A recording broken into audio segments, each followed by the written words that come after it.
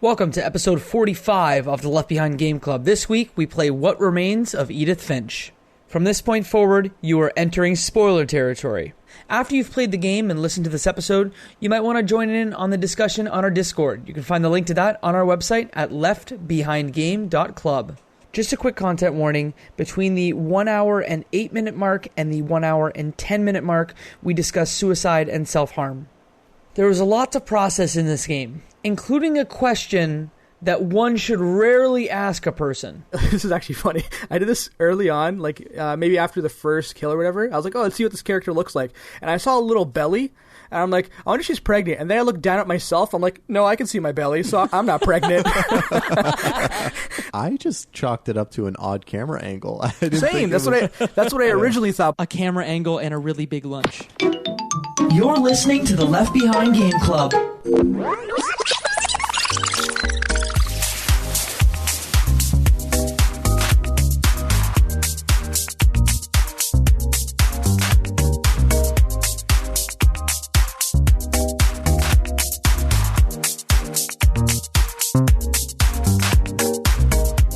Welcome to the Left Behind Game Club, our never-ending attempt to make sure that no game is left behind. I'm your host, Jacob McCourt, and today I have two friends with me. The first friend, he's sitting right in front of me. His name is Michael Ruffolo. I'm excited to talk about another fantastic game. You know what? I'm excited to talk about a video game as well. Here's my friend. He's coming to us through the power of the internet. It's Murtadi. Yeah. Welcome, folks. Let's go.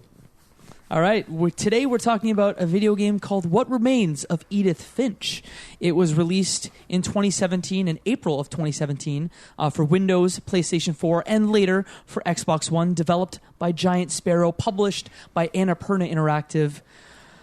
How do I describe this game? Well, I think we start off by saying it's a walking simulator. Yes, Mo, you would like to make a comment? Absolutely. Before we get into it, we haven't done it before, recently in podcasts, but we have to preface this with saying, if you haven't played this game, I would highly recommend play it first, then listen to this, because we may spoil some things that you may feel bad about. I think you'd have the best experience playing it before you listen to this podcast.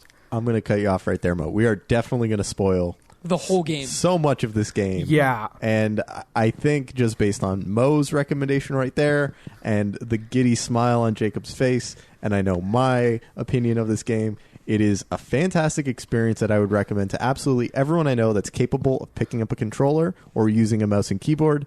You do not need to like many things, but it is fantastic. So please go ahead, play it, then tune back in. You know, I think Mo and I might have different opinions there. I hate you both. But I think what we need to say is that a lot of the value that you'll derive from this experience is related to the story, and we are going to spoil the heck out of the whole thing. So I implore you, if you have any interest in this game, please play it. It's a 2 to 2.5 hour experience. Play it before you listen to this. Don't break my heart, boys. We'll try, but I feel like Mo wants to break your heart real hard right now. Mo, don't do it. I'm going to get to it right now, real quick. I told you guys before we recorded that I was kind of so-so about this game. This is probably in my top 10 favorite games of all time. It's nearing top 5. There you go. Are you Facts. I'm not even kidding. God. I'm not even kidding. It's for sure in my top 10. I can't go top 5 because there's some nostalgic games that I don't want to bump out, but it's floating in there. I really enjoyed this game, and I'm excited to get started. Thank you, Mo. I put my heart in your hands, and you treated it with care. Yeah, I want to take you guys through that emotional roller coaster of being so unsure. So it's all right, but no, I really thoroughly enjoyed it. So just for a little bit of context, as we were saying, this is a walking simulator, and for anyone who's a longtime listener of the show, they know that previously we've played Gone Home, which Jacob and I both, I think, greatly enjoyed. It would be on my favorite top 10 video games of all time. And Mo did not like it. Thought it was a waste of time and did not feel that it was anything worth praise. And so for Mo to come and say that a game in the same vein and style as Gone Home is one of his top 10 of all time, maybe in the top 5, I think that says a lot about how impactful and interesting and well designed and well crafted this game is. And I think that should be a ringing endorsement enough to go and play it before listening to this. Before I hand it off to Mo, I would just like to read what he said in our Discord, which, like, to me is high praise from Mohammed Murtadi. He just said, "Has anyone started? All I'm going to say is smiley face. Bigger smiley face. Wow. Just wow, finished it." And then the next day he was like, "Can I make a comment or can I save it?" Like, you wanted to tell us what you felt about this game. I kind of did, yeah. I just had, as soon as I finished it, I like gonna close the screen. I'm like, oh my god, this is awesome.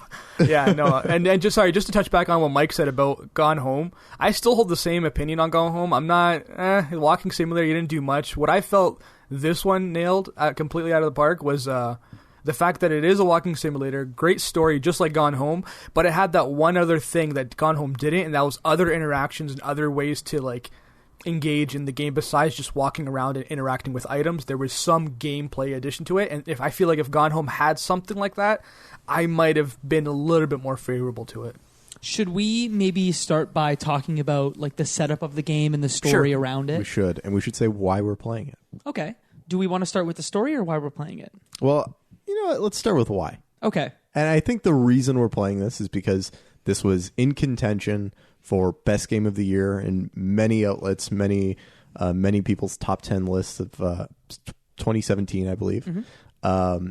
It had a wide variety of praise from a lot of different people.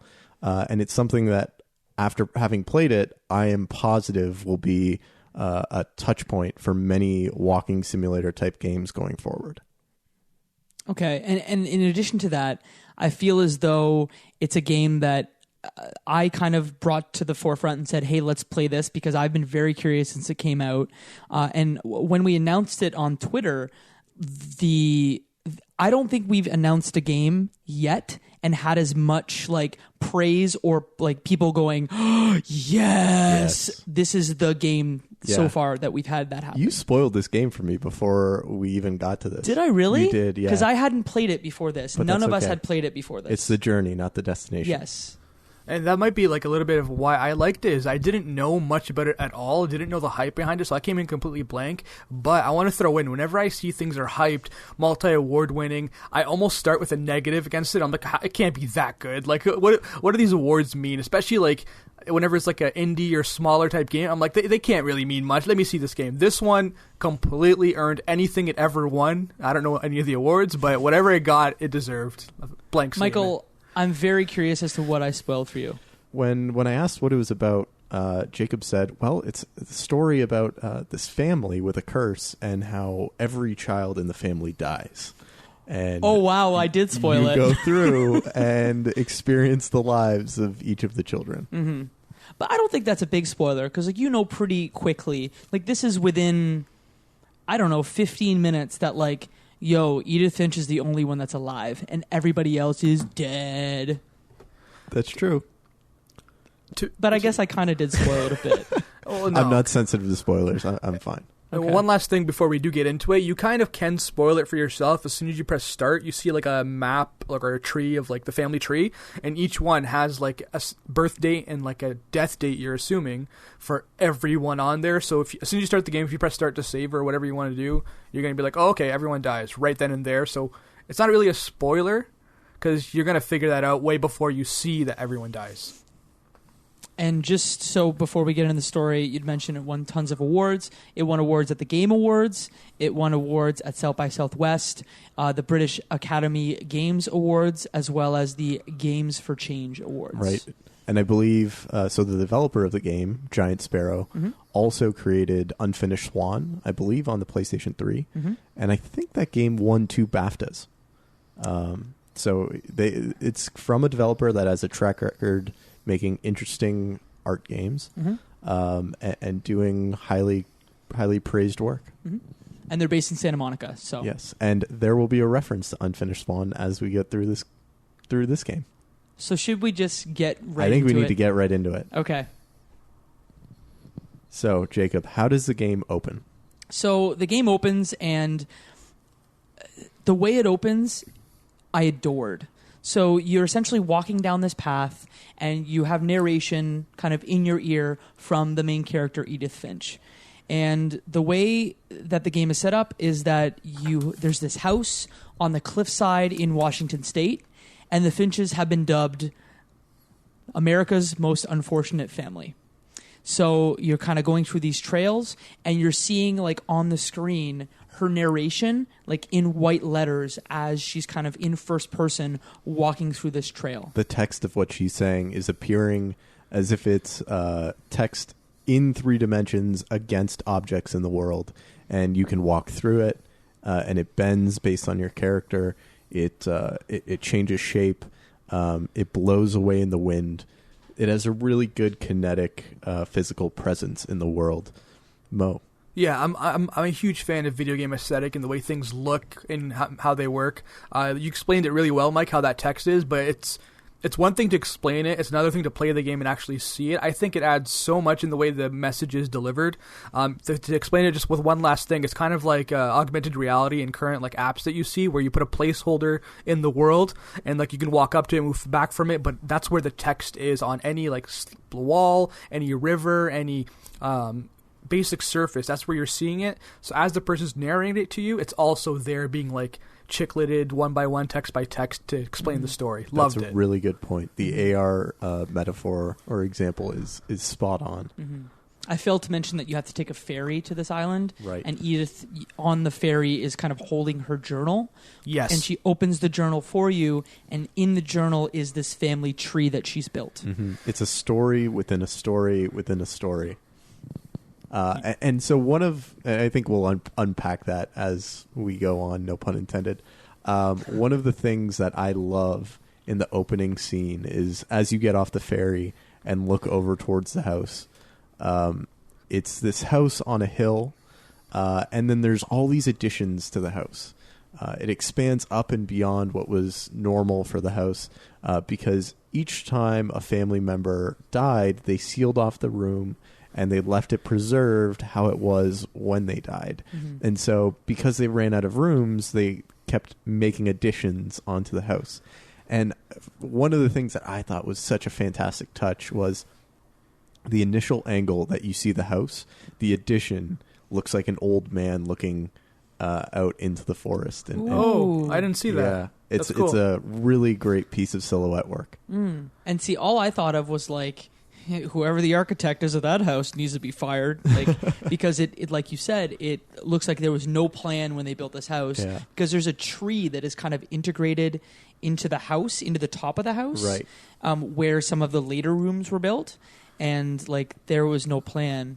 But like you said, this family is cursed, so every time someone died, they're like, we need to preserve their room, seal it off, because the monster will get us, or whatever the curse is. Go ahead. Yeah, it was kind of like creepy when it first was like explained to you in the game that like each door is sealed when the kid is like dead, and the one thing you get is on each door you get a keyhole to look through to just visually see the game. You're not really interacting with it, but you can kind of see what's in the room just from the point of view of the people. And yeah, that's the only addition besides that each room is sealed and you kind of have to access them in a weird or a different way in some sorts. Mm-hmm. So you start the game, you get off the ferry, you walk through the woods or down a path to get to the house. And the narrator, the character that you're playing as this whole game, is Edith Finch, who is, I would say, I think we come to find out is the only survivor of, at this point, the Finch family curse. And she talks about how much the house creeped her out as a child and how it was always so unconventional and odd, and how weird her family was. And, you know, at least my opinion at first was, I mean, everyone thinks their family is weird in their own way, and everyone thinks their family is normal with some of their eccentricities. So I was hoping to just, you know, as the game progressed, find out just how weird her family actually was, and whether that was more just, you know, a personal take on it. And forgive me for jumping maybe too far ahead, but once you kind of are walking through and you approach the house, You kind of walk up to the front door and try to open it. It doesn't let you in with the key that you have, so you have to walk around through the garage and enter the room. At this point, what did you guys think was going to happen in the game, and what were you expecting? Because from my point of view, when I walked in and I knew the key wasn't opening, I'm like, gone home much? Like, this is going to be creepy. This is going to be creepy. And then as soon as I walked in, I thought, did like the World War just happen? Did they have to evacuate? Was there flooding? Because there's like stuff everywhere in this house. It's cluttered. The dining room table is intact. There's Books still things stacked around everywhere. Yeah, there's just a bunch of crap everywhere, as if someone had to leave in a hurry and dip. I'm like, okay, there's definitely a ghost or something in this game. Let's see what's happening. What did you guys think? Well, my immediate thought was like, there's no way they're going to let me through the front door. It's a video game. I need to go around the back. So I tried to go around back because I figured, like, this is how I'm going to go through here. I'm going to go in the back. It's going to be like Home Alone. I'm going to crawl through a doggy door. And, like, that's how I got into the house, is you crawl in a doggy door in the garage. Yeah. And I believe, and correct me if I'm wrong, but when you go through the garage, there's, like, a sound. And then Edith comments about the sound, so immediately like, I'm going to die. This is where I'm going to die. I'm so scared. I think I pooped myself a little bit. Like, I was not like, you say you don't like horror games, Mike? Yeah. I play a lot of horror games, but like, don't scare me. Absolutely. So I was very scared to start. It definitely starts off with a creepy tone, and I don't know about you guys, but I found to become more and more comfortable in the house as I progressed. And felt more as if it was my home. Mm-hmm. I identified more with Edith as a character and as a member of the family, and it felt like home in a way that I was definitely not expecting at the beginning, when the music and the sound design and the unconventional ways to enter the house stacked up to make it feel odd and creepy. It was also the way that they made it very believable. It was a believable family. Like, she had a brother who worked at a factory, like, down the road. He worked long nights and all of that. You're like, okay, that makes sense. They had an old grandmother that lived with them, and I believe she was in a wheelchair, and her wheelchair was there. And she had lots of stories she talks about. And you're like, I don't see what's wrong with this family. Like, whatever, it's cool. And like you said, Mike, when you progress through, you walk around, nothing has jumped and killed you yet. You even see the little ballerina key turning thing, like the little next to the basement door. You're like, the sound house, the sound box. Everyone has one of those. Like, this isn't that bad. You know, the immediate vibe that I got, and I'm gonna call back to two like older movies. Do you remember the movie Matilda? Yes. So, Trunchbull's doll story. Miss Trunchbull's house, that house, and then also the house from Benjamin Button.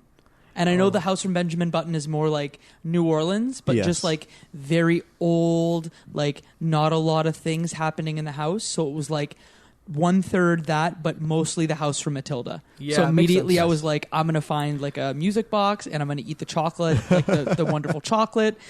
Trunchbull's going to throw me. It's going to be great. That's the vibe I got. And I was immediately like excited, but also very, very creeped out. I can see that. Mm-hmm. The house has a claustrophobic and very cluttered vibe. And then, at least in my take, it grew to be more cozy than claustrophobic. I feel like I'm surrounded by books like the Pagemaster. Yeah. And as you find more ways around the house and to get from room to room, it feels more comfortable. You feel like you have a better sense of where you are and where the threats can come from. Mm-hmm. And I guess as you progress, you realize there's no threat other than the Finch family curse. Mm-hmm.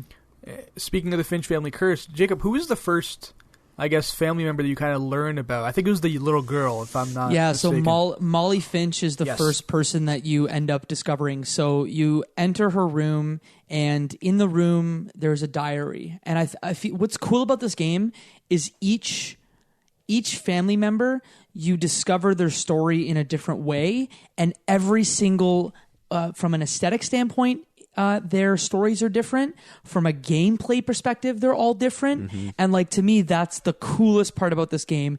And like, I can't imagine the amount of work that they had to put in to make this happen, because every single family member has a different aesthetic. And in some cases, the gameplay is entirely different. Absolutely. Yeah, that's the thing that got me, I think, to start liking the game was the first room, Molly. When we first started walking through it, I'm like, walking simulator, okay, tough it out, Mo. It's for the podcast. Everyone said it's good. Let's keep going. And then once you get to the first character, and like you said, Jacob, I think the best way to explain it is each character that you learn a story about is a new mini game in the game, where you have a new mechanic or things like that. So it's essentially a collection of maybe I don't know if there's 20 characters or more or less. I think there's about 12 or 13 of them. Mm-hmm. So I don't know the exact number. There's 13 essentially mini games. So when we get into that room, I'm not going to get into the game itself, but as soon as I started that little mechanic, the mini game in that story, that's when I was like, I really hope there's more of these in this game. Like, if there's more of these in this game, I'm going to be sold. But I was expecting maybe it was like a one-off, like this is just a way to experience this person. But it was the snowball started right there. So, we enter the house, we go through the kitchen. Edith gives a really good metaphor that it's as if a bomb went off and the only thing that's left is the house. And it took everyone with it. And you look on the fridge and you start seeing, okay, here are family photos. And there are family photos throughout the house, but you don't have much context. And then you see the family photo in the fridge identifies Edie, the grandmother, the mother. Dawn is the mother. Her daughter, and then your brother, Lewis. And so you're starting to get an idea of who the members of your immediate family are. And once you feel a little bit more comfortable with that, you start expanding further and further out. So who is the first character that we hop into their memory? So it's Molly. And let me just say that Molly's the first character, and I was just sitting, I was chilling, and I'm like, okay, let's see what this game has to offer. And the way it works is you find Molly, and Molly's just hungry, right? So I'm like, oh, I'm gonna go around the room and find things for Molly to eat. And then the game just totally goes places. Mo?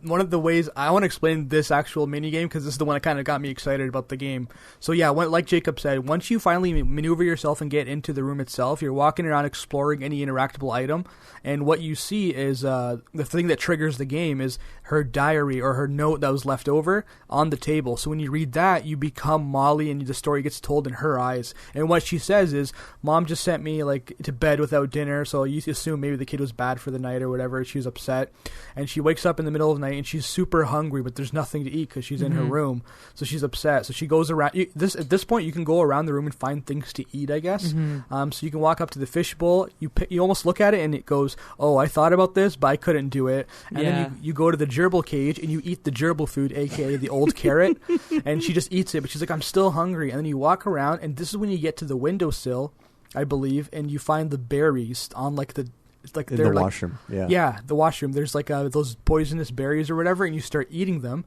And she just eats toothpaste like a savage. Yeah, she's hungry, so she eats all of that stuff, and then when she gets to the berries, that's when it triggers her kind of spacing out, and she realizes, I think her cat, the Finch bird is at the window, and she's like, oh, wonder why he's here, and all of a sudden she jumps through the window, and all of a sudden she says, oh, I've become the cat. And she turns into a cat. Yeah, so it becomes almost like a trippy, drug-infused experience that you're in. Yeah, exact hallucination. Thanks. Yeah, so you become the cat, and you learn this mechanic now where you're jumping on trees on the top of the house, outside of the house, and you are essentially the cat, even though you don't see it. You visually experience the gameplay of being a cat, jumping on different things, chasing the bird. You feel much smaller than being Molly. Yes, absolutely. What is the next transformation? Because at one point, once you get to the bird, do you become the shark? So can we just talk about how much this threw me when I did this not throw you guys? Because 100%. I was expecting a certain, because I knew this much, I'm doing a small finger motion. I knew this much about the game. I didn't realize that it was going to go places like this, because you go from being a cat, jumping on tree branches trying to find a bird, and then you become an owl after that, and you rabbits. And it hunt rabbits. And you hunt rabbits, and it's boom, boom, boom, boom. You're different creatures, and it all happens so fast. Yeah, I couldn't even catch my breath, and I'm already 4 different creatures. Mo? Yeah, and I don't want to keep cutting in every time, but with this one in particular, once you become the owl and you're prowling in the sky, you become hungry and you're oh, a mother rabbit as you're patrolling, and then you just press an interact button and you swoop down just like how an owl would, pick up a rabbit and start eating at it, and you're oh, I'm still hungry, and she transforms into a shark on land. At this point, I was giggling and I'm okay, what is going on? I'm okay with it. This shark, she just turns into a shark, and it goes from first person from the owl to third person as the shark. Yes. And imagine your shark is as strong as a log. Like its a body ragdoll. is not. Yeah, it's a it's like a rag- ragdoll, stiff. and it's stiff. Thank you, and it's not moving at all. And you're just trying to roll yourself into the ocean. And then once you roll yourself into the ocean, down the hill into the water, you start seal hunting. Yes, as a shark. As a shark. And you swim through the seaweed and you see the seal, and Molly's narrating that she's like, oh, all I wanted to eat was a fat, juicy seal. And, you chomp and you get the shark's view of it. Mm-hmm. And then what happens after sea monster. you're a shark? Yeah, you chomp the seal and you weaken it, and it's bleeding and trying to get away from you, and there's just this trail of blood. Right. And you eat it, and then you become the sea monster, like Mo said. Right, and you wash up on a boat, right, Mo? Yeah, you wash up on a boat and you become, all you see is kind of first person view, and you see the arm of a tentacle. At first I thought you were a snake or maybe an eel or something on the boat, but she says I've now become a monster, and you start crawling around this boat until you find people, and then you grab their leg, whip them towards you, and you eat them. And at the same time you're thinking, what is this game? Where is this coming from? Completely out of left field. And you start swarming them, and at this point you keep doing it, and eventually you become the monster, but you're back in Molly's bedroom, and you crawl underneath her bed. And Molly wakes up knowing that she was a monster, and she crawled underneath her bed, and she's like, oh my goodness, I think it's waiting for me to come kill me or whatever it may be. And then my mind goes a little blank about what the transition from there was. She says, because we both know I'm the most delicious. And that is the end of Molly's story. So she trips out and goes back to bed, I'm assuming. That's what happens, and she writes this down. Or it could have all been a dream, I think, maybe. So I think that's one of the questions that's, you're kind of forced to confront early in this game. Did this stuff happen? Were these things real? Did these people die this way? Or is this a collective hallucination? Is it a series of mental illness that is passed down genetically? What is the actual Finch family curse? And it's one of the pieces of conflict that you find as the game develops between Dawn, Edith's mom, and Edie, Edith's grandmother, as to whether the Finch family curse actually exists or whether it's being fixated on the death and misfortune of the family. Mm-hmm. And so at this early point in the game, I didn't believe that any of these people actually died the way they did. Especially because knowing that this was a diary narration from Molly, she wouldn't be able to write these things if she then immediately died. She wouldn't be able to write about her experience transitioning from one animal to the other and then into a monster under the bed if, she was going to die right then when she woke up / fell asleep.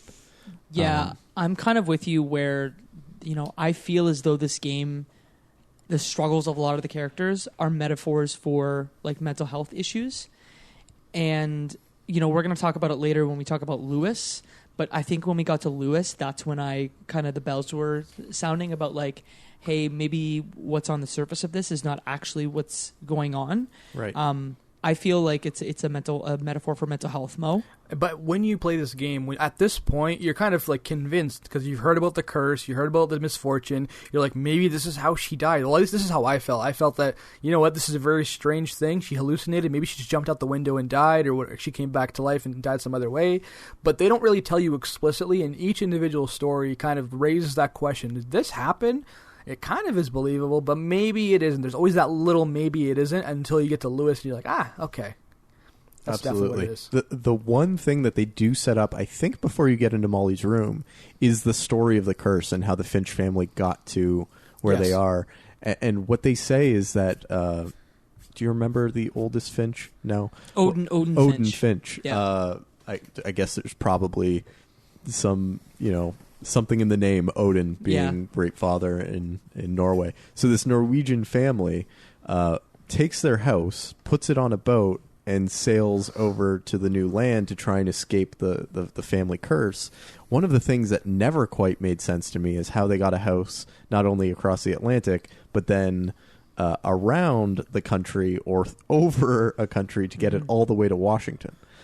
So for me, that was the very first sign that like, oh, maybe this didn't actually happen. Oh, I didn't even think of that. Yeah, because the house is in the ocean, Exactly. right?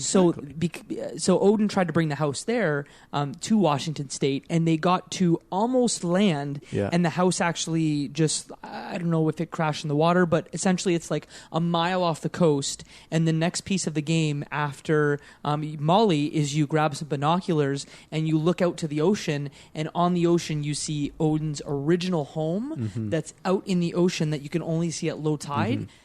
And then they built the house on land, as a new home once the old one crashed. Mo? I'm sure the community will correct us, but I'm pretty sure they're very wealthy. The family is very wealthy. So that's the one thing that I heard, and I was like, okay, it's not the best reason, but I'll take it. If they're really wealthy, maybe it's possible. It's way back then. Cost $5 to move a house, maybe. So I accepted that little bit of information as fishy, but I was gonna swallow it.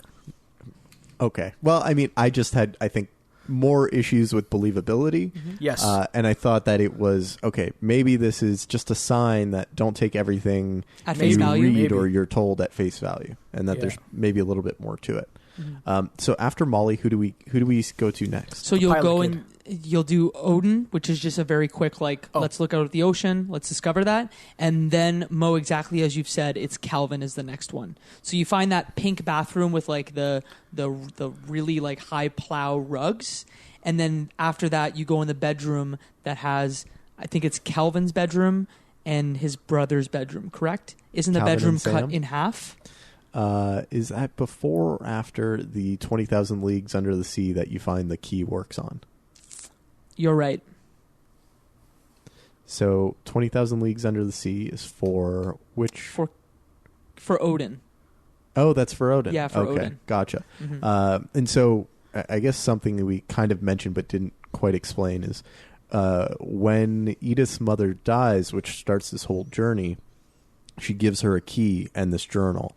And so, you try the key at the front door and that doesn't work. And what you find as you progress through the game is that this key works on each of these individual books that are either diaries or stories or doors to get to the next room of the house, and allows you to uncover more and more of the Finch family story. So you then find Calvin, you said, his story, and he's obsessed with flying. He's obsessed with space. I think his room is like a spaceship, right, Mo? Yeah, he's like an astronaut. Before we get into that, this is another mechanic that was introduced in the game that I really thoroughly enjoyed. When you actually enter into the bathroom of Odin, once you complete the actual task with him, to get access to the next room, there's that diary in the bathroom, but in the bathroom there's a sequence of turns and clicks and levers that you're able to lift up that unlock these secret passages. This is another thing that I really loved about the game, and it's kind of sprinkled throughout the entire level / game itself to access all the rooms. So when you enter, you actually enter the bedroom of Calvin, who shares his bedroom with his brother Sam, correct? Yes, exactly. It's split right down the middle. One side is Calvin, one side is... They're twin brothers. They're twin brothers, and there's a red rope that divides the room into two. And they almost have identical bunk beds with a perch on top. The coolest rooms ever. If I was a kid, I'd be like, give me this bedroom. This is better than IKEA. Yeah. It's really neat. And so Calvin's story is told through the eyes of Sam, his brother. And Sam says, this is the day that Calvin decided to fly. And so you play a sequence of Calvin sitting on a swing, using the left and right trigger, swing higher and higher and higher until you go all the way around and over, and then launch into the ocean. And that's the story of Calvin. He had a broken leg as well, or at least a broken foot. Yeah, something like that. And the thing about it, too, is when you first start it, you're just swinging on a swing set. So when you hear this is the story of him flying, you see him swinging and being really close to the edge. You're like, there's no way he's going to jump. Maybe you're going to become another bird, like the other sequence of games where you start flying around and things like that. But like you said, Mike, you keep swinging, going higher and higher. Once you go looped around, you make that jump and you start flying. But that's implying that he did fly, but really he must have just fell off the cliff and died. This is one of the stories where I was like, this sounds believable just because of what happens to Sam for the rest of his life afterwards. So it's like some of them I feel like may be a curse, some of them may not be a curse specifically after we play this sequence, where I don't know if any of it is really that much of a made-up story, because Sam becomes like a recluse and stays in the basement for the rest of his life until he kind of decides to take his life. No, that's their brother Walter. Mm-hmm. Oh, okay. Where am I confused?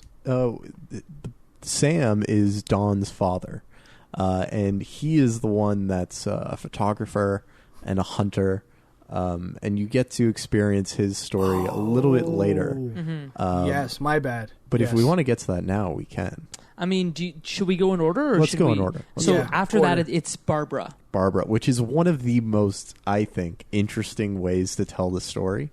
Barbara is a childhood star, and she was famous for being in a film, The Swamp Creature or something along that lines, and famous for her scream. And so she grew out of being a child star and lost her fame, and they tell the story of Barbara through a comic book. That recaps it. That's narrated by almost like a Tales of the Crypt Keeper type figure who's like happened a to a friend of a friend of mine. Yes, or so I've been told.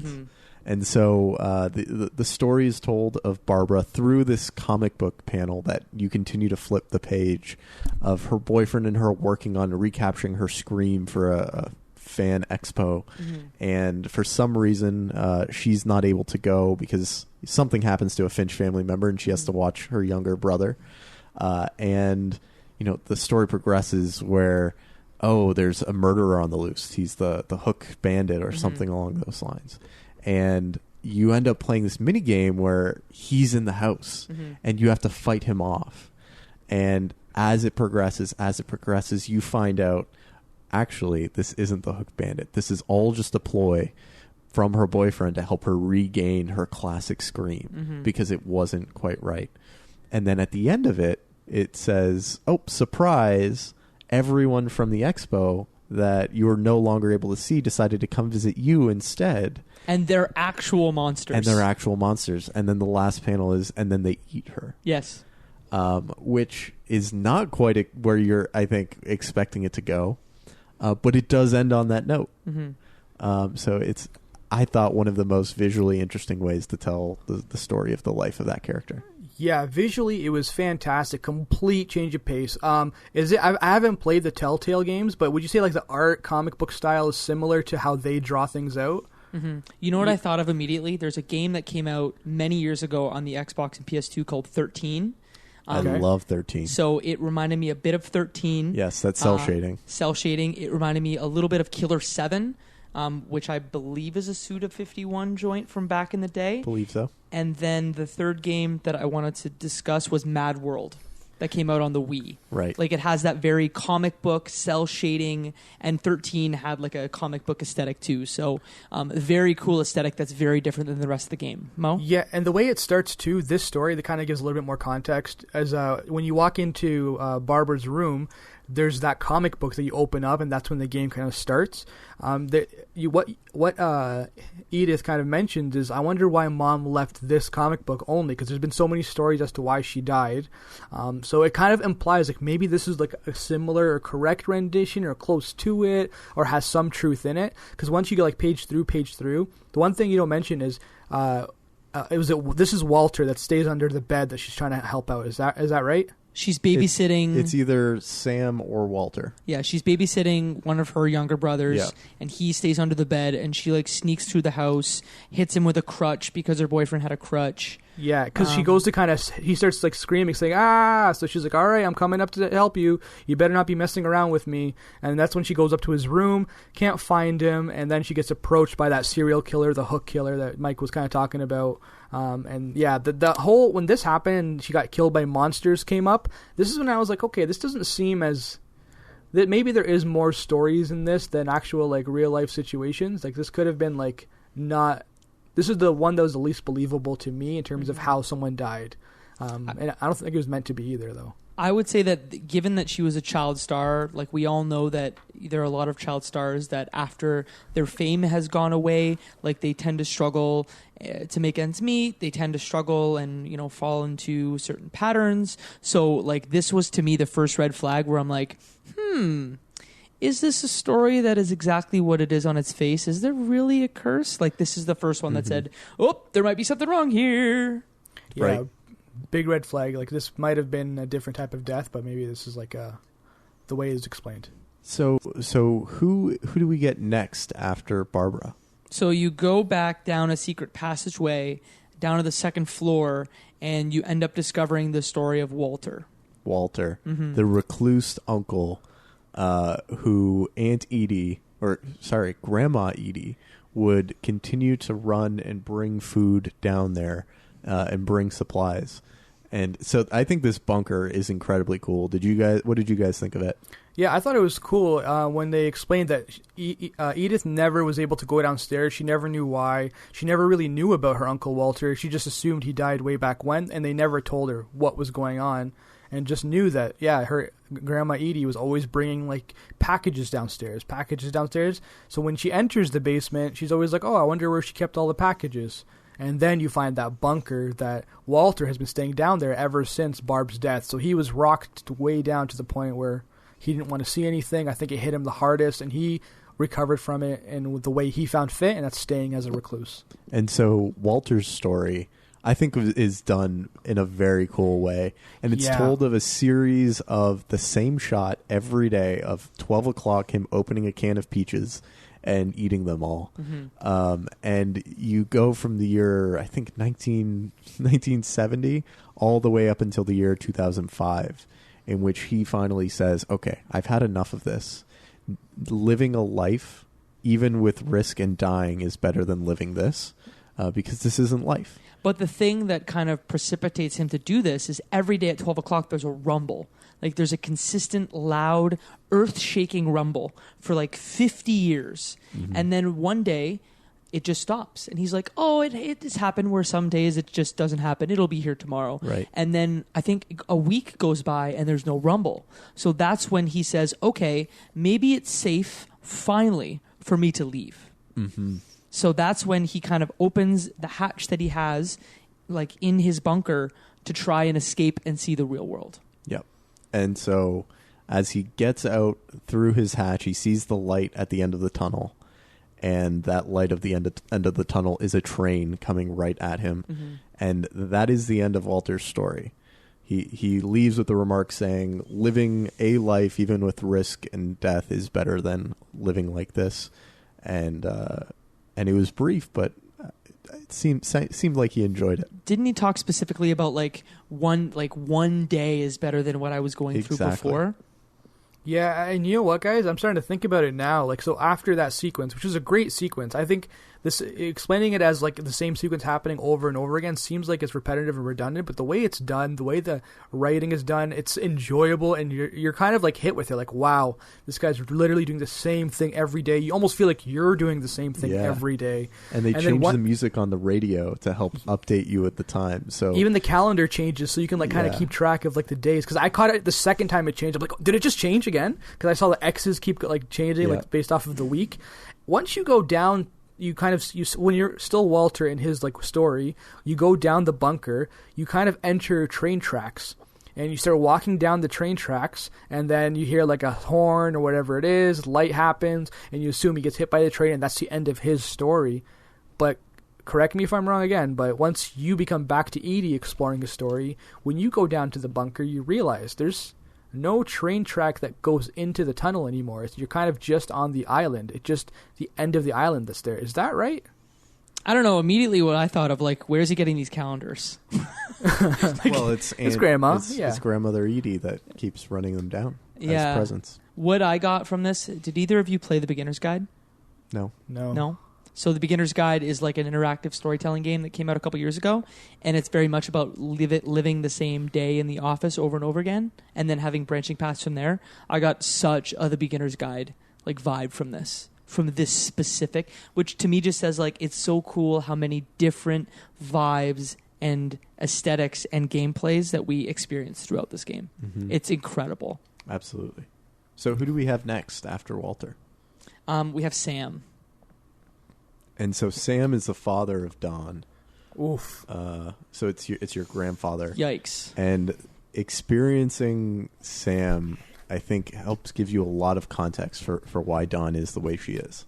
So before we get into Sam, there was a point, I wish I would have marked it on in my notepad about when it happened, but do you guys ever look at your actual character itself, like you look down? Yes. So I did that this is actually funny. I did this early on, like maybe after the first kill or whatever. I was like, oh, let's see what this character looks like.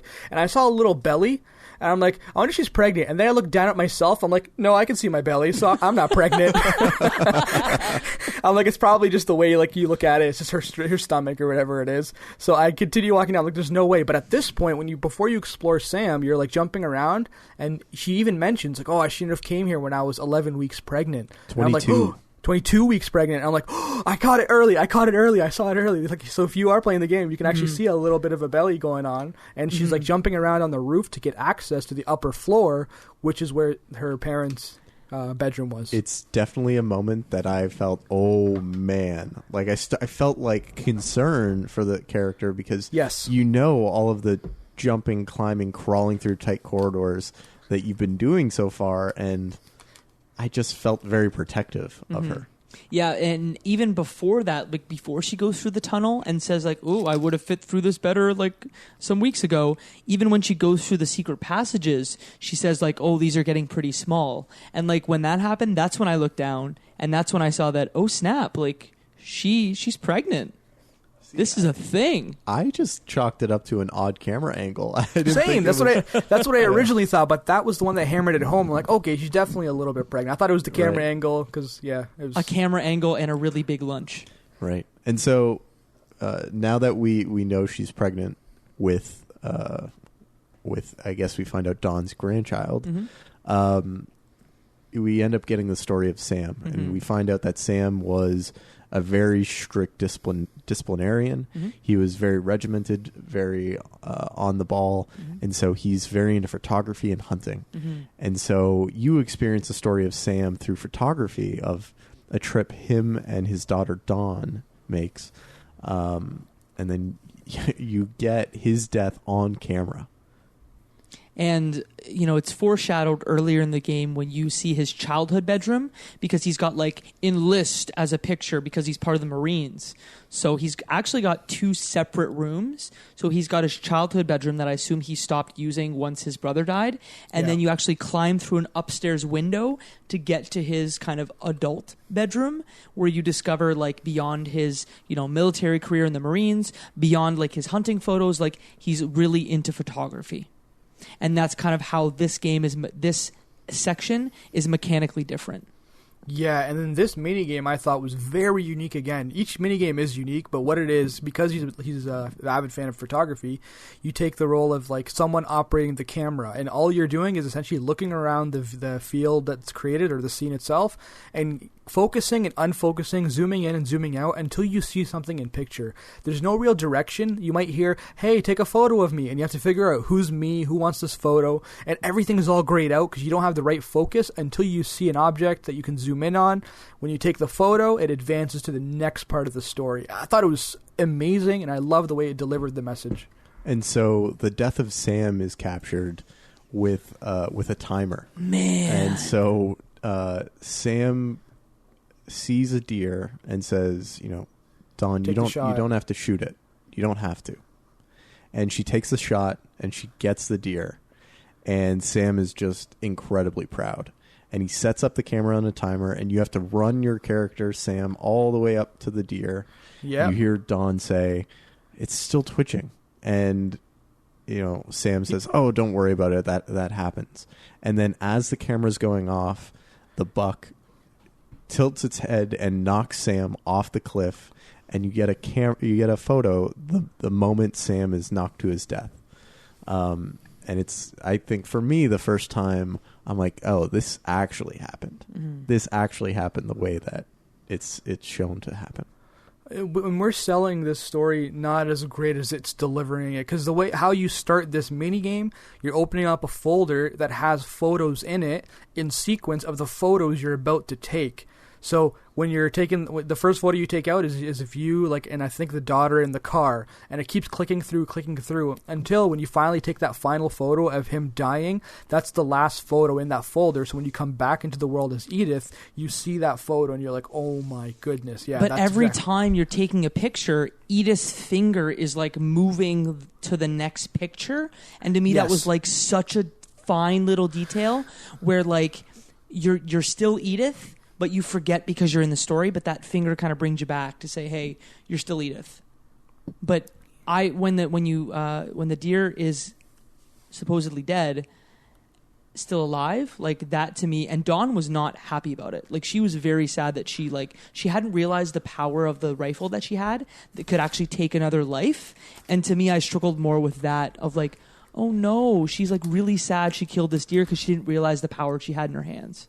It was so sweet and well done. Like as soon as you spot the deer with one of the photos and you're like, holy crap, the next scene is her mounted with the rifle and aiming at it. And this is when she looks over to her dad and says that, like, do I really have to do this? And he replies back, I thought he was going to be like, yeah, do it. Like, you have to do it. But he just says the sweetest thing and says, Dawn, you don't have to do anything that you don't want to.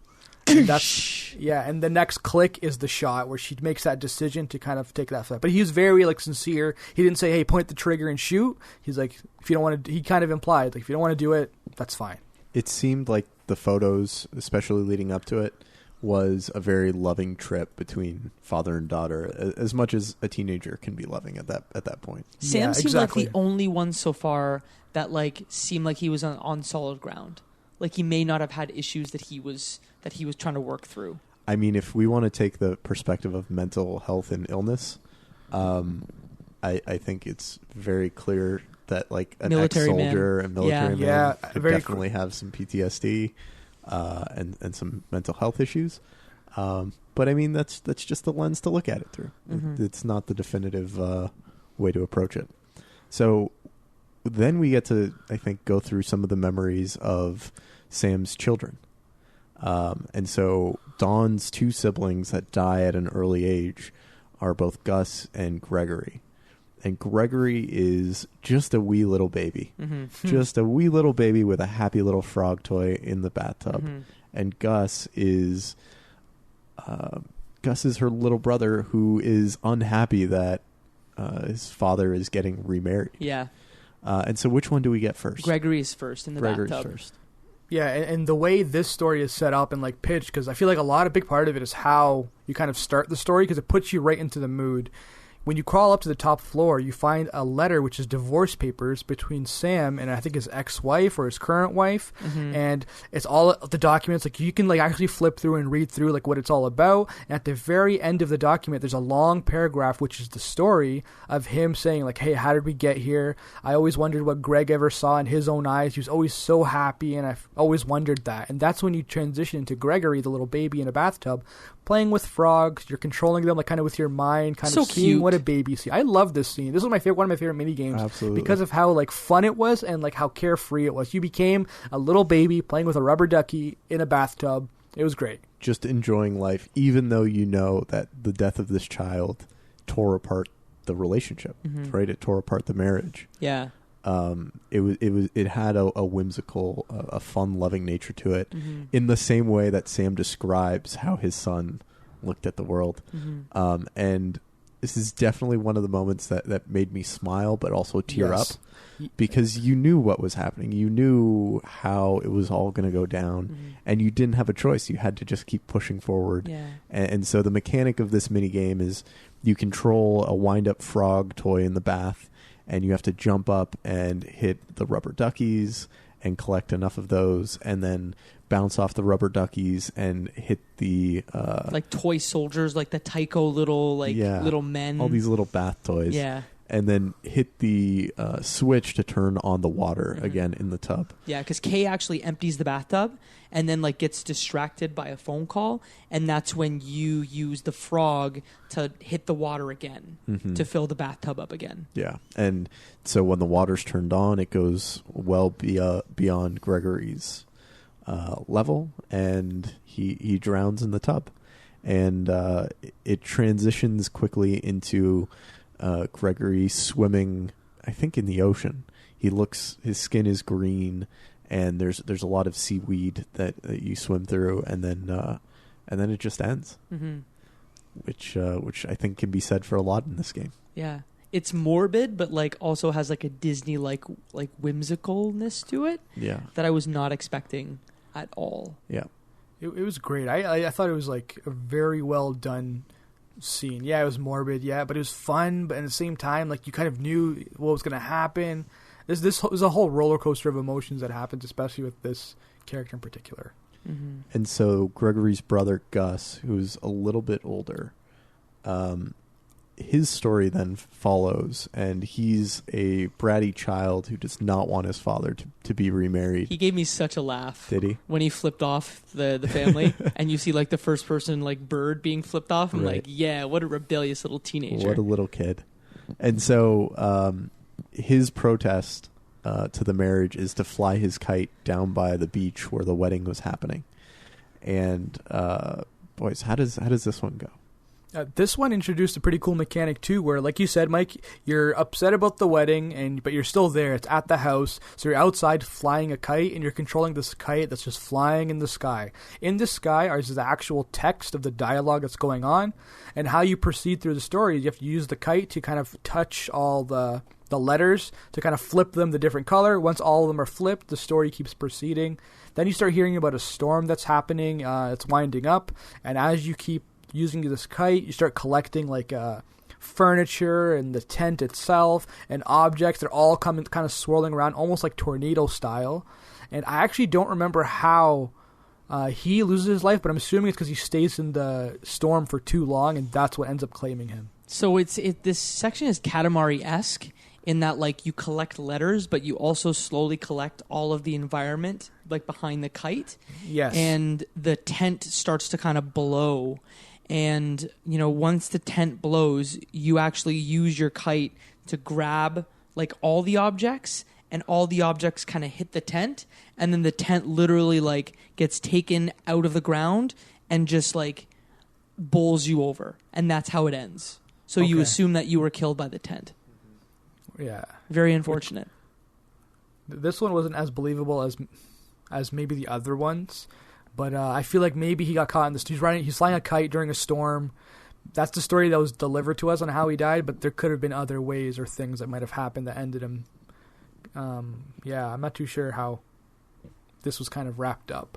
Yeah, so the next one after that is Milton. So we're kind of approaching the end now. So we're getting down to the nitty-gritty where we have Milton, Lewis, Edie, and Edith left. Yeah, and so we find out that Dawn goes on an exchange or a mission to India, and she meets someone. She meets Sanjay, who is the father of Edith, Milton, and Lewis, and we get the story of each of their lives. I think we start with Milton, correct? And so Milton is where you climb up into the expansions of the house, into the added rooms that. There was no more room after you seal off everything when someone dies. And so Milton's room it's like a lighthouse with this big artist studio and a lot of unfinished paintings in black and white and ink blots. And as you grab on this pulley and elevate yourself into the upper sections of this room, you see on the drawing table a flip book. And you pick up the flip book and flip through it, and it tells Milton's story. Can I just say that was the longest flip book in the history of flip books. I know the story was sweet. I know it was like kind, but it got to the point where I said, "This is not possible." There's out no of everything he calls. This is where you get stuck. This is where you get stuck. Not at the beginning when you turn into a cat. Not when you turn into a shark on land and roll into the sea. Not when you become a monster under someone's bed. This flip book flips too much. Yeah. This was because those ones were pitched as like being unreasonable and funny and quirky. This was a flip book that exists and I've never seen one last longer than 5 seconds. And this one was like a couple minutes long. This is the straw that broke the camel's back.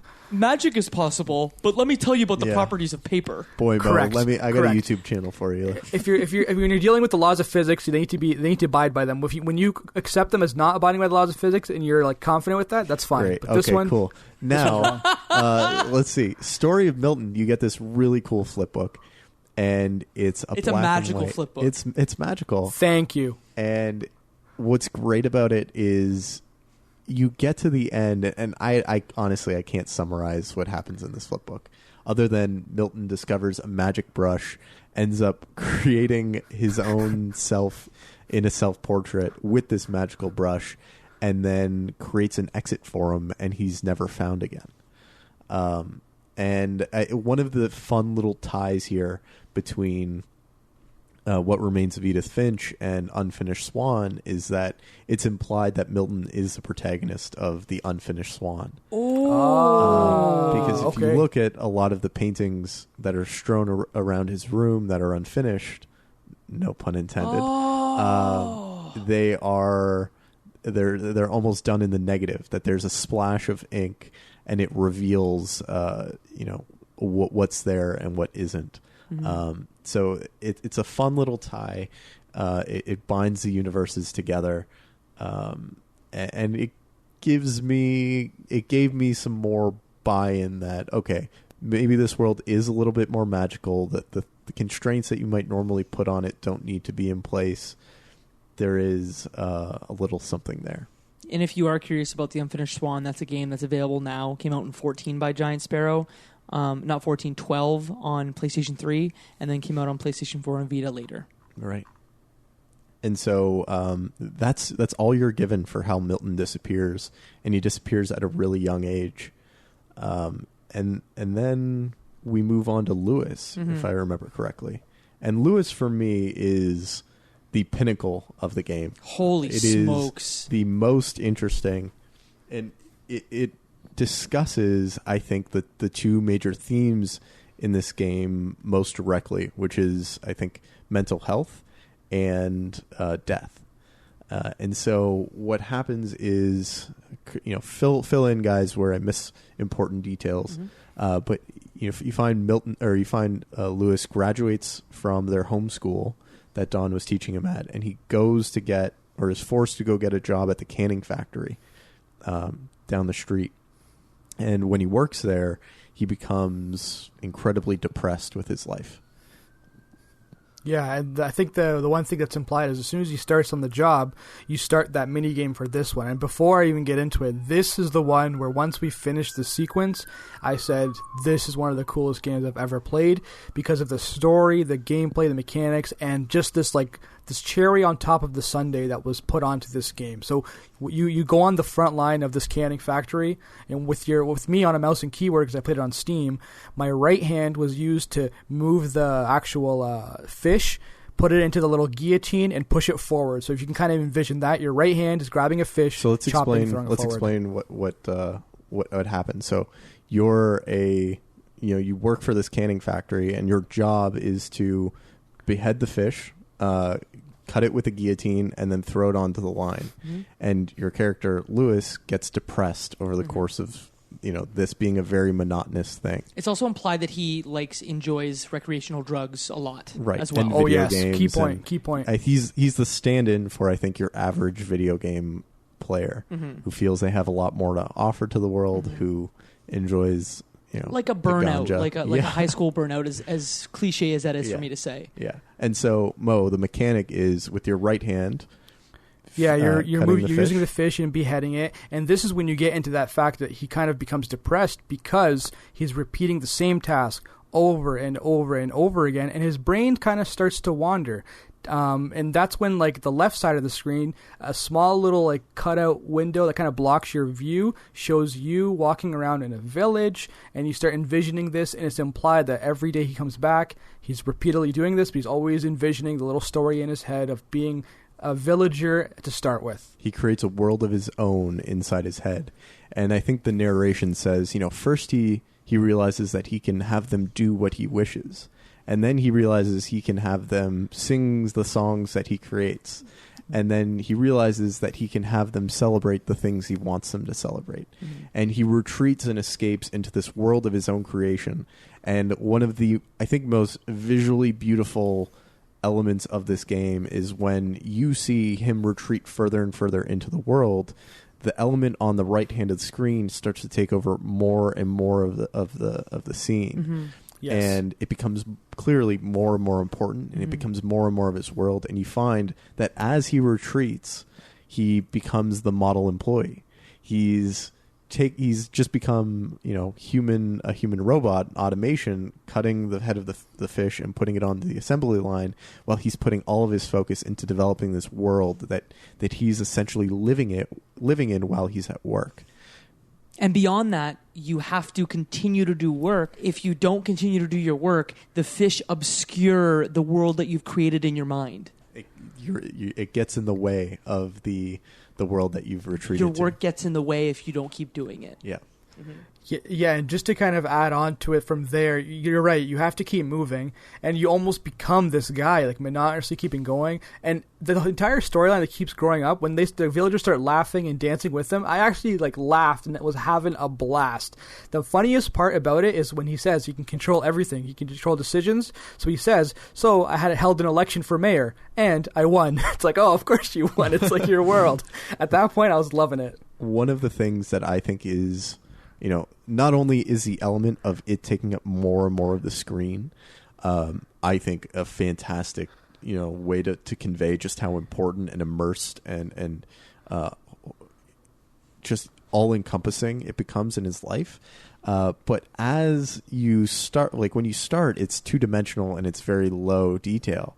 And as this progresses, it becomes more complex and it looks in greater detail. And it has more of a life to it. It becomes more of a full world until at the very end, it is a whole world that you're walking in three dimensions. And you experience it in a way that, you never quite thought possible. And so, correct me if I'm wrong, but the narration says, he couldn't bear to not live within this world, and he became depressed until the only thing that was left was to bow his head. And so leading up to this, you have a moment where it's kind of a choose your own adventure, and you get to choose, do you want to go to the left path or right path? And it helps build the narrative of this world. I think the option you're given is either a king or a queen. And then the second being whether it's a serpent or rainbows, right? Rainbows. Yeah, I think it's queen and then prince, which to be like, who am I going to, I guess marry, which is cool that they offer that option. Absolutely. Mo? I think it was the option of a handsome queen or princess, or queen or princess, or a pretty prince. So it was a double kind of it was worded like that. But even before then, did we touch on how the mom even comes to the factory to plead for you to come home, but you're just obsessed with moving the fish and continuously working and do not want to leave this world that you've created? And you can see only her hands and her lower body kind of stressing with her hands, please come home is what I assume she's saying. But it's so visually, it's done so well that you kind of oh my goodness, he's completely trapped in this. He's become that robot, that model worker. Yeah, and not to go too far back, but to actually enter this world, you actually read a letter from a psychologist who gives kind of her take on Lewis's case. You learn that he went to rehab, that he struggled, after he went to rehab, and that is kind of how this whole thing is set up. Was it rehab or was it mental institution for... I'm not sure, but it was one of the two. Okay. I think he was... interred in a mental institution for depression and suicidal thoughts, but I might have been reading into too much to it. But yeah, so you end up making your choice, and the last line of this, after you're essentially walking through this open, really immersive 3D world, and the only thing that was left was to bow your head, and you walk up to this throne and you bow your head. And in my case, next to the queen, and this big guillotine comes down as if you were a fish with your head getting cut off. And now, just to kind of I want to add how I went through that last little part is when you're using the fish and you're using the chopping the heads off and moving them forward. In my head, I'm like, oh, maybe he like chops his hand off. That's exactly what I thought, Mo. Yeah, I he was has blood so loss. conscious to make sure that I did not leave my hand next to the guillotine there. This will not be the machinist. Exactly. Yeah, I was like, it's gonna happen. This is the way it's gonna happen. When is it gonna happen? They're gonna surprise me, and it's gonna be ridiculous. I was like, you know how in Virginia, which is a game that we played last year around Christmas time, I was floored when there was the sequence that had the music and it was the flash forward sequence. This for me is like one of the greatest sequences that I have played in the game, hands down. Just because I've never played anything like this in my life. Absolutely. And just the way it ends, my jaw was on the floor. Because the way I interpreted this is that he put his head in the guillotine and killed himself. At work. Ah. That's the way I interpreted that. Same. That's what I thought as well. Because he actually goes up a window. So like at one point, you almost climb a conveyor belt and go into like a window. And that's when you enter the kingdom. But I thought it was going to end there. That you actually like walked out the window. Right. But I knew immediately, like, bow your head. I'm like, oh no, he doesn't want to, oh no. And like I was so sad when I realized that. And that's when I'm said, okay, I know exactly what this game is about.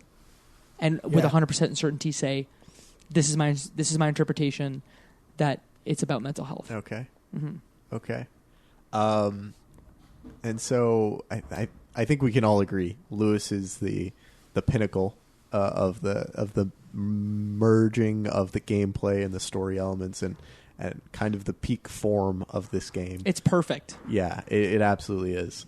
But there's still a little bit more to be had there. Mm-hmm. And I think we get a little bit of a, correct me if I'm wrong, sequence between Dawn and Edie, your mother and grandmother arguing about, whether you're going to stay or not and whether you're going to leave.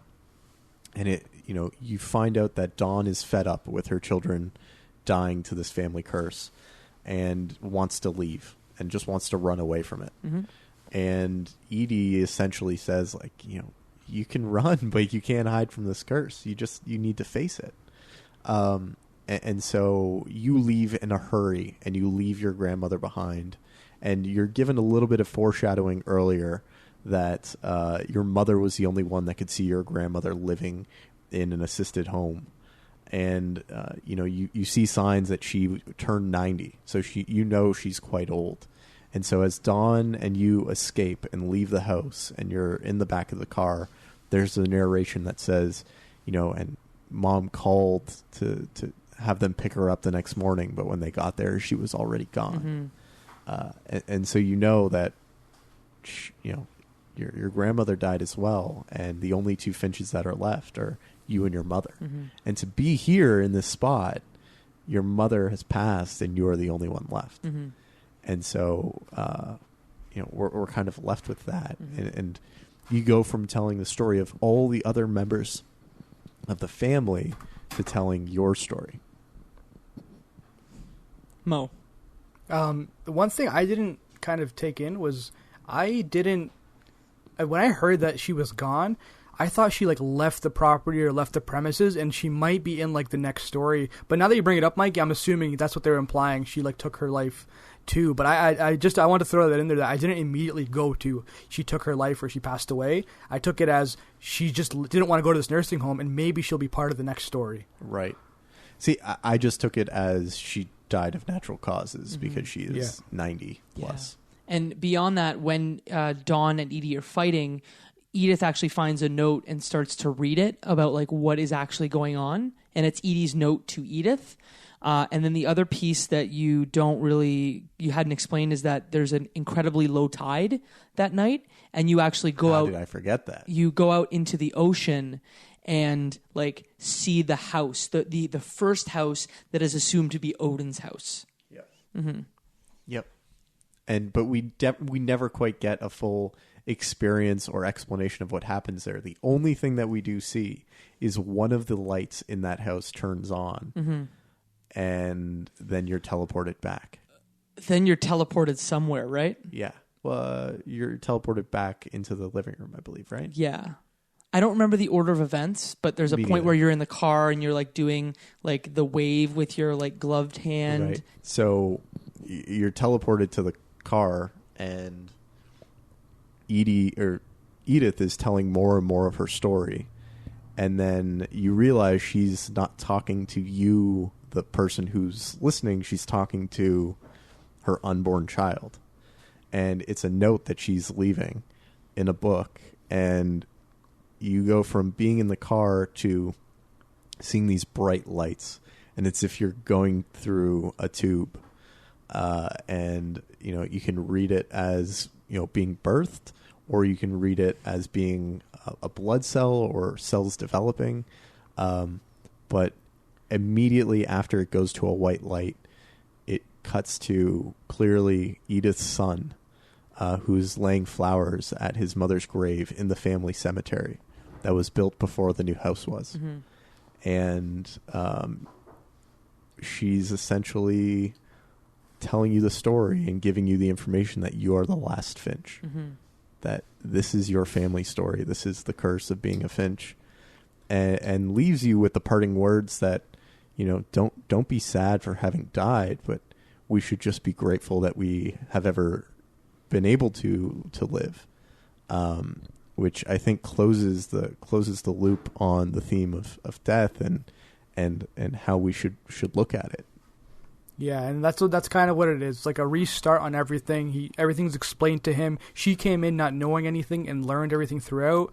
Whereas in the child's story now, he has all the information. She's telling him, hey, this is a fresh start. This is you. And you're sitting there with your book.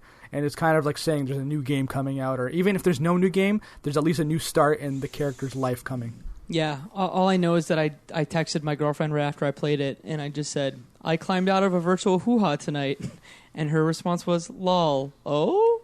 This game, in my opinion, hits a real high with Lewis, and I don't want to say I was disappointed, but Then don't say it. Don't say it then, Jacob. I was a little disappointed at the ending. You thought you didn't want to say it. I just said it. Get over it. I was a little disappointed, after Lewis's high. I almost want the game to end there.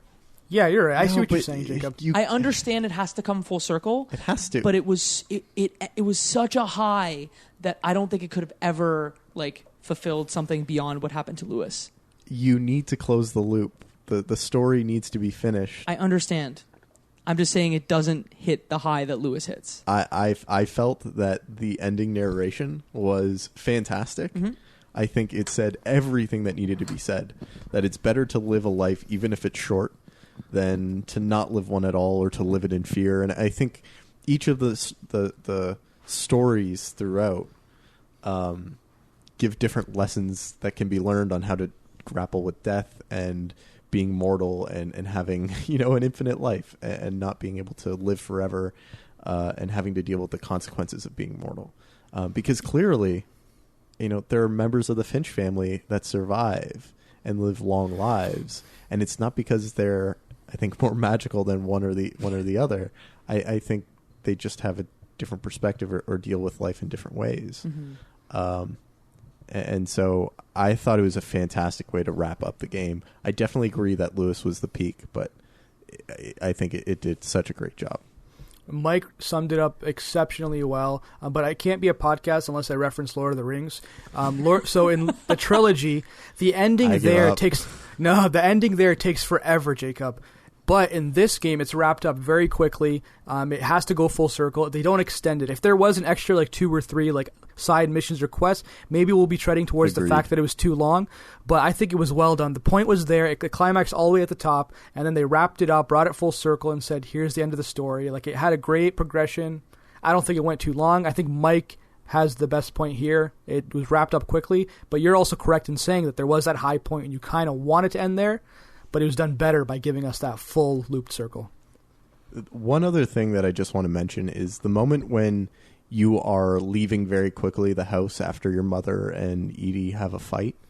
I felt like I was leaving home. I felt like I was leaving the place that was comfortable.